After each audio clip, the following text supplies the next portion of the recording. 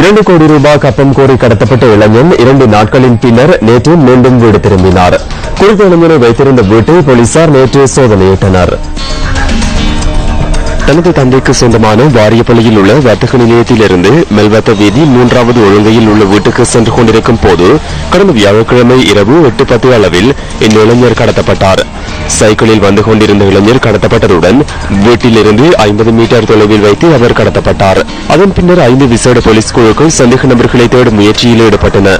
இதேவேளை இளைஞரை கடத்தி சென்ற 2 சந்தேக நபர்களை நேற்று முன்தினம் போலீசார் கைது செய்ததுடன் கடத்தி செல்வதற்கு பயன்படுத்திய காரையும் கண்டுபிடித்தனர். சந்தேக நபர்களில் ஒருவர் மொரட்டுவை பல்கலைக்கழகத்தின் பொறியியல் பட்டதாரி ஆவார். அவர் பிரமிட் நிதி கொடுக்கல் வாங்கலுடன் தொடர்பு பட்டு பின்னர் நட்டத்தை எதிர்நோக்கியவர் என விசாரணைகளில் தெரிய வந்துள்ளது.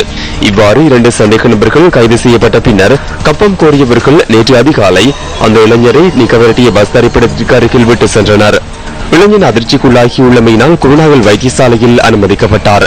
அவர் மீது தாக்குதல் மேற்கொண்டு அவரின் முகத்திலும் கண்களிலும் செலோட்டை போட்டப்பட்டிருந்ததாக போலீசார் தெரிவித்தனர். சிகிச்சைகளின் பின்னர் நேற்று பிற்பகல் வாக்குமூலம் பெறுவதற்காக இளைஞன் வாரியப்பள்ளிக்கு அழைத்து செல்லப்பட்டார். கப்பகோஷ்டியின் தலைவர் உள்ளிட்ட 4 வரை கைது செய்வதற்கான தேடுதல் தொடர்கின்றது. இதேவேளை குறித்த இளைஞனை கடத்தி வைத்திருந்ததாக சந்தேகிக்கப்படும் கரந்தகில்ல பகுதியில் உள்ள வீட்டினை போலீசார் நேற்று பிற்பகல் சோதனையிட்டனர்.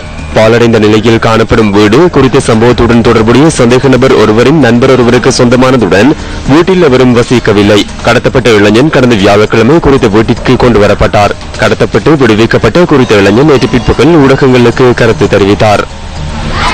என்ன இதோட வச்சு கட்டி வச்சிருந்தது அப்படி நான் நோவலா லூஸ் பண்ணிட்டு போய்த்துட்டாங்க. யாருன்னு தெரியாது. அதுக்கப்புறம் அப்படி நான் நடந்து மேலே வந்து அதோட ஃபோன் ஒன்று கேட்டேன். அதோட அந்த அங்கிள் ஒன்று அதோட வீட்டுக்கு வாப்பெல்லாம் வந்துட்டாங்க.